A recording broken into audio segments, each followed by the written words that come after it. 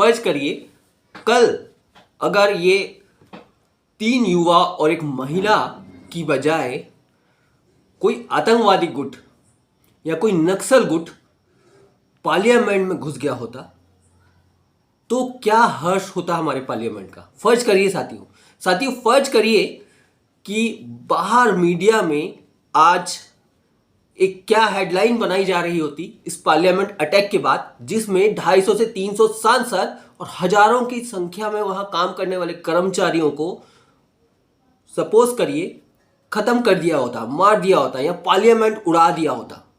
फर्ज करिए साथियों क्या होता, पूरी दुनिया की मीडिया में क्या हेडलाइन बनती और भारत क्या मुंह दिखा रहा होता। सोचिए साथियों इस बात को, मैं क्यों बोल रहा हूं इस बात को, अब आप तो समझ ही गए होंगे। कल का दिन भारत के लिए बहुत ऐतिहासिक था। क्यों ऐतिहासिक था? 13 दिसंबर 2001 भारत के स्वर्गीय जो प्रधानमंत्री अटल बिहारी वाजपेयी जी, जो आज नहीं है हमारे बीच में, और लाल कृष्ण आडवाणी जी उप प्रधानमंत्री बिल लाने वाले थे। ये बिल को लेकर के पक्ष और विपक्ष के बीच बहस चल रही थी। बहस जब बहुत ज़्यादा गर्मा गई तो बीच में सेशन रोक दिया गया 40 मिनट के लिए। इसी बीच अचानक से करीब करीब 200 एमपी उस पार्लियामेंट में रहते हैं। अचानक से कुछ आतंकवादियों ने हमारी संसद पर हमला किया। उनके पास बंदूक थी, हैंड ग्रेनाइड थे, यहाँ तक कि 30 किलो ग्रेनाइट वो लेके आए थे। 30 किलो ग्रेनाइट से साथियों कम से कम आधी पार्लियामेंट को उड़ाया जा सकता था। बहुत बहादुरी से सिक्योरिटी गार्ड्स ने पार्लियामेंट में बैठे एमपी और वहां काम कर रहे कर्मचारियों की जान तो, मगर कुछ सिक्योरिटी गार्ड्स शहीद हो गए। इन सिक्योरिटी गार्ड्स को श्रद्धांजलि दी जाती है हर वर्ष 13 दिसंबर के दिन। पार्लियामेंट में ही वो जगह है जहां पर इनको श्रद्धांजलि दी जाती है। हर वर्ष की तरह कल 22वां पुण्यतिथि थी। हमारे प्रधानमंत्री भी मौजूद थे। पहले शुरुआत में श्रद्धांजलि देते हैं हमारे शहीदों को हर वर्ष की तरह। उसके बाद उनको एमपी दौरे के लिए जाना था, क्योंकि एमपी में कल शपथ ग्रहण था। श्रद्धांजलि लेके वो निकल जाते हैं, मगर पार्लियामेंट चलती रहती है। वहां पर करीब करीब 250 से 300 सांसद मौजूद रहते हैं। पक्ष विपक्ष की बहस चल रही होती है। उसी बीच 1:12 पर 2 युवा जो कि दर्शक दीर्घकाल मतलब विजिटर गैलरी में बैठे होते हैं, वो नीचे बैठे जहां संसद बैठे होते हैं, नीचे वहां पर जंप मारते हैं। और उसमें से एक जिसका नाम सागर लखनऊ से है, वो बहुत तेजी से दौड़ रहा होता है हमारे अध्यक्ष की तरफ। और वो जो दौड़ता है वो नॉर्मल रास्ते से ना जा करके टेबल जो जहां पर एमपी बैठते हैं उन टेबलों को चढ़कर पार कर रहा होता है। तभी एक जो सांसद है हिम्मत बांधकर, वो देखते हैं कि उन लोगों के पास कुछ भी नहीं है, हिम्मत बांधकर उसको पकड़ने की कोशिश करते हैं। उतने में उनका दूसरा साथी मनोरंजन, दूसरा साथी स्मोकर क्रैकर नीचे फेंकता है। साथियों ये एक प्रकार का बम है जिससे किसी भी प्रकार का नुकसान नहीं होता, लेकिन ये अलग अलग कलर छोड़ता है, तो उससे और ज्यादा सांसद घबरा जाते हैं। फिर उस जो पहले भाग रहा था सागर, उसको सांसद दबोच लेते हैं, पकड़ लेते हैं। और कुछ देर बाद ये जो दूसरा साथी है मनोरंजन, ये भी पकड़ में आ जाता है। जब सांसद देख लेते हैं कि इनके पास कुछ भी नहीं है, तो इनकी पिटाई चालू कर देते हैं सांसद मिलकर के। वो आप लोग के पास पिक्चर्स भी आई होगी जिसमें सांसद मार रहे हैं, पीट रहे हैं उन युवाओं को। उसके बाद जैसे तैसे सिक्योरिटी गार्ड जो वहाँ रहते हैं वो उनको लेके जाते हैं। ये जो पूरा वारदात होती है ये 1:01 से 1:19 तक होती है साथियों। और इसके अब थोड़ा पहले आते हैं। इसके पहले पार्लियामेंट से अगर बाहर निकले 12:43 पर एक महिला नीलम आजाद, दूसरा अनमोल, ये 2 लोग बाहर दूसरी साइड में खड़े रहते हैं। ये 2 लोग जो मैंने आपको बताया बम स्मोकर क्रैकर फेंक करके अपना प्रदर्शन कर रहे होते हैं, अपना गुस्सा जाहिर कर रहे होते हैं और नारा लगा रहे होते हैं, भारत माता की जय और तानाशाही नहीं चलेगी, बलात्कारियों को जल्द से जल्द पकड़ो, इस तरह के नारे। अब साथियों ये जो पूरा पार्लियामेंट का सेशन हुआ, पार्लियामेंट के अंदर युवा पहुंच गए, ये एक बहुत बड़ा फेलियर है, सिक्योरिटी फेलियर है। लेकिन मैं आपसे पूछना चाहता हूं, इसका एक नज़रिए तो आप लोग ने सुन लिया, पार्लियामेंट पर अटैक हुआ, कुछ युवाओं ने जाकर के वहाँ बम फेंका, लेकिन बम फेंकने के बाद भी किसी नेता को कभी कुछ हुआ नहीं। अगर वो, जैसे मैंने पहले आपको बोला था, ये भी हो सकता था कि इन युवाओं की जगह कोई नक्सली घुस जाते, आतंकवादी घुस जाते, या मान लो वो युवा ही इस तरह के होते कि उन्हें नुकसान पहुंचाना रहता। तो जब वो सिक्योरिटी पार करके अंदर पहुंच गए हैं तो उनको, नेताओं को ख़त्म करना, एमपी को, सांसदों को ख़त्म करना, मुझे नहीं लगता ज़्यादा टाइम लगता। इसका मतलब मकसद उनका था ही नहीं। साथियों अब यहां से शुरू होता है दूसरा नजरिया।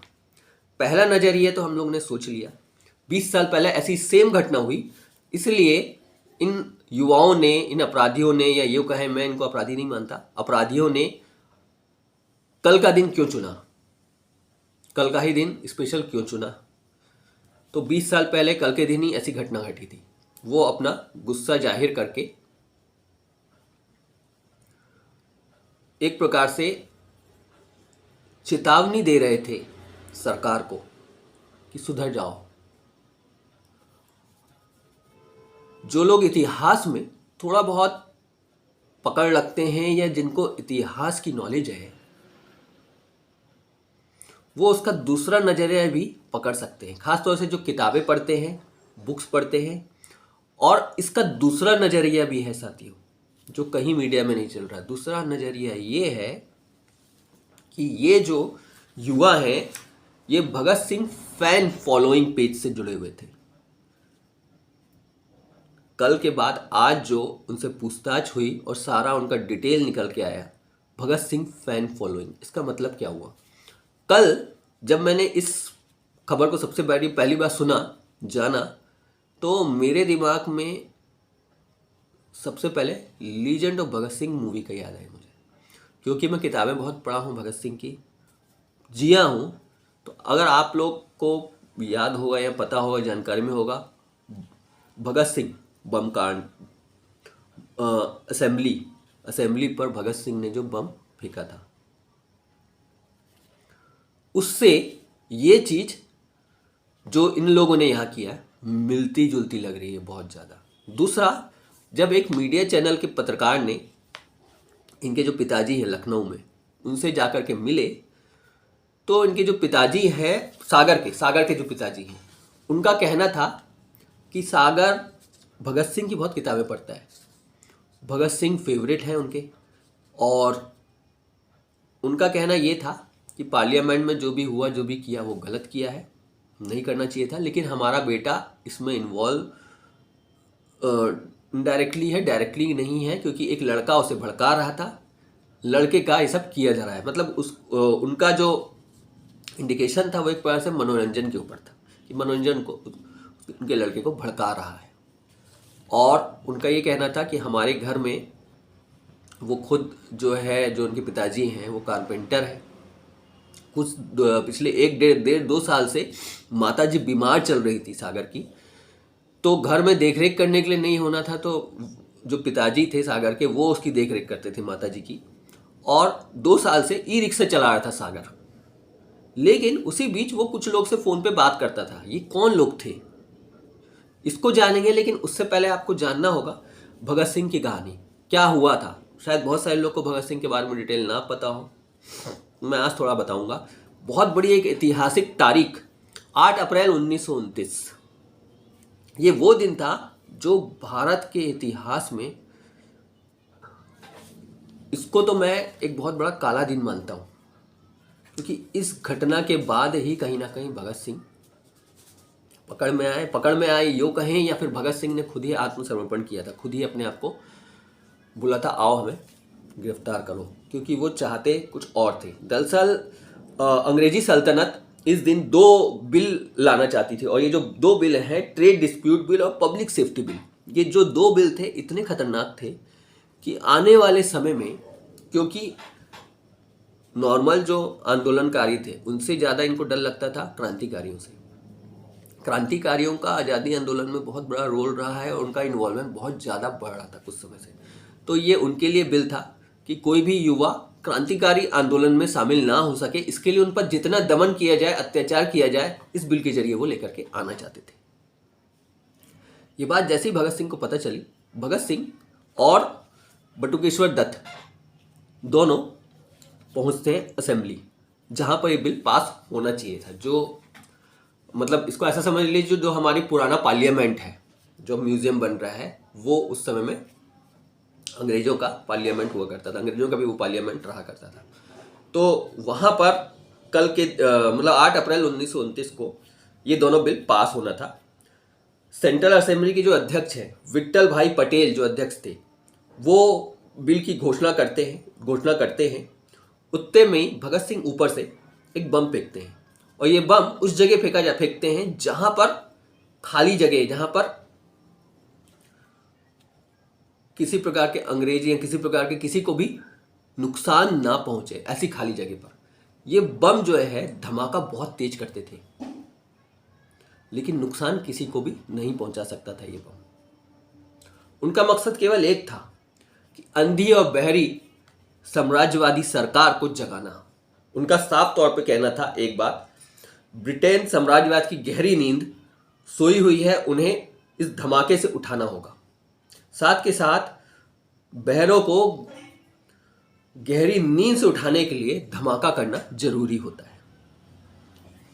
उनकी किताब मैं नास्तिक क्यों हूँ, भगत सिंह की पूरी बायोग्राफी, ये आपको जहाँ से भी मिलती है साथियों, आप लेकर के पढ़ें, आपको समझ में आएगा उनका मकसद क्या था, वो किस तरीके के आंदोलन कर रहे थे। उनका आंदोलन क्या सिर्फ भारत में था, या उनका विजन पूरे विश्व में साम्राज्यवाद जो चल रहा है, पूंजीपति उद्योगपतियों को उखाड़ फेंकना था। उनका साम्राज्यवाद पूरी दुनिया से उखाड़ के फेंकना था, पूंजीपतियों को, जो पूंजीवाद व्यवस्था है उसको उखाड़ के फेंकना था मेन मकसद।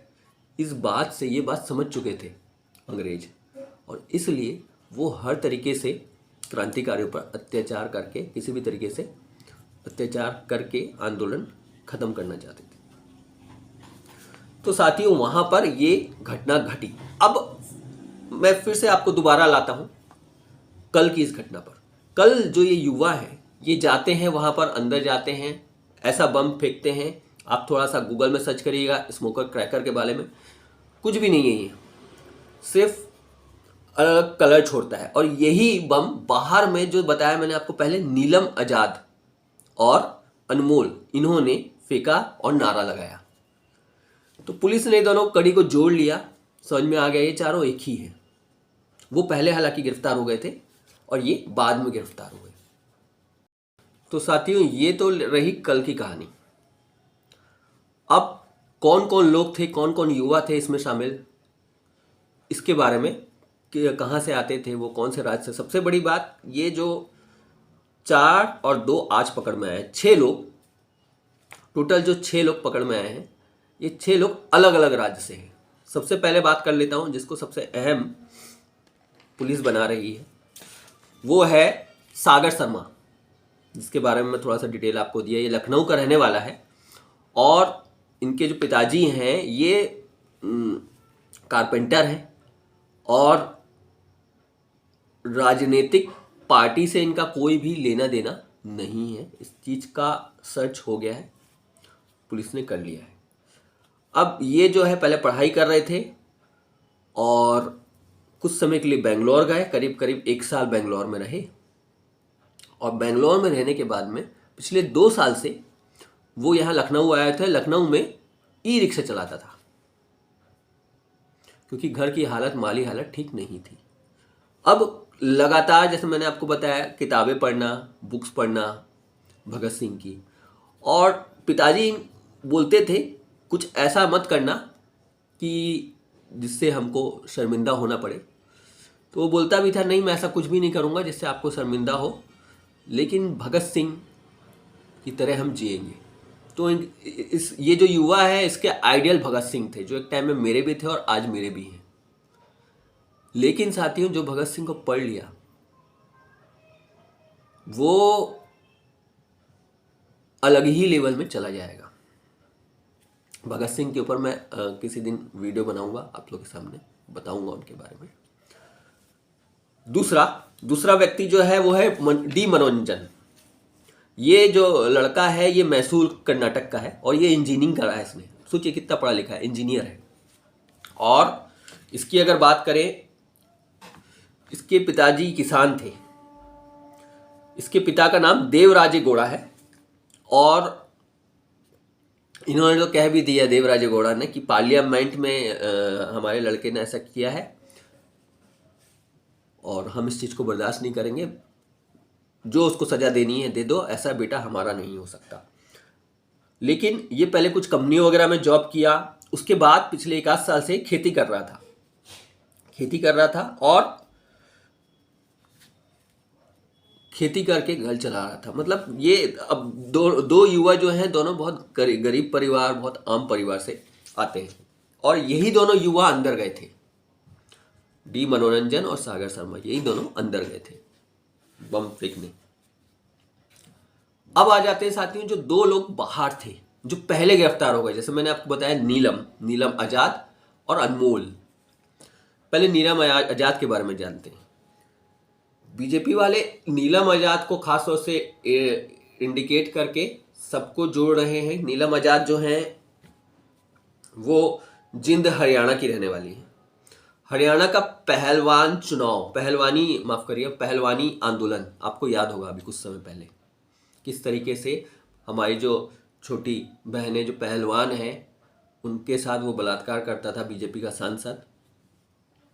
उसके खिलाफ लगातार कई दिन तक 6 महीने तक आंदोलन पर बैठे थे हमारे पहलवान। तो उसकी ये समर्थक भी थी और समर्थक होना भी चाहिए। हम भी समर्थक हैं, बिल्कुल होना चाहिए। हमारे जो पहलवान हैं वो सब कुछ है।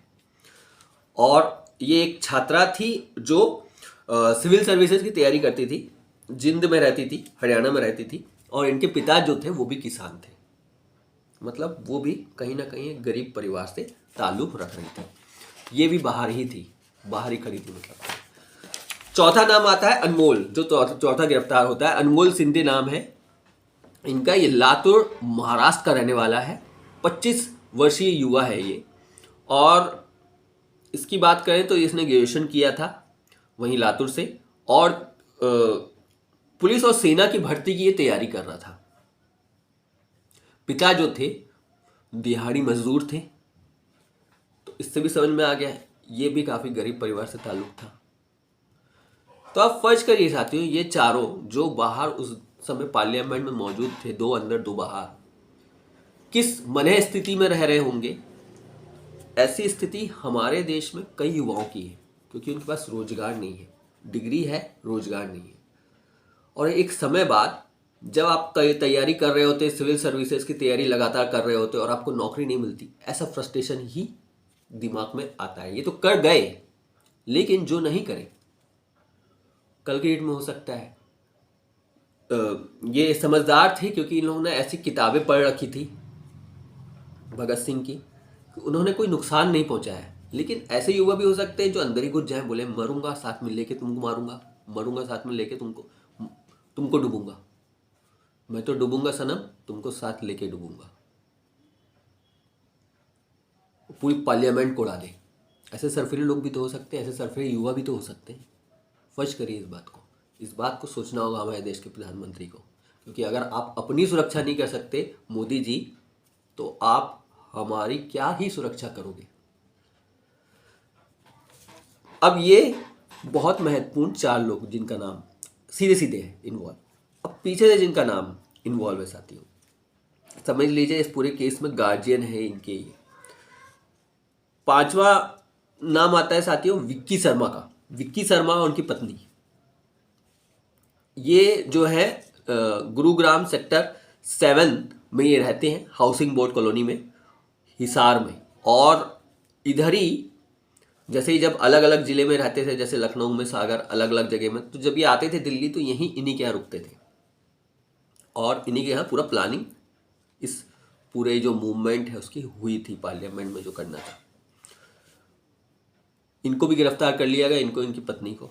उसके बाद बात कर लेते हैं ललित झा। जब वो 2 अनमोल और अनमोल के साथ जो एक महिला थी नीलम, ये दोनों जब वहां पर धरना दे रहे थे, क्रैकर फेंक रहे थे, तब वो वीडियो रिकॉर्डिंग बना रहा था, ये जो था ललित झा।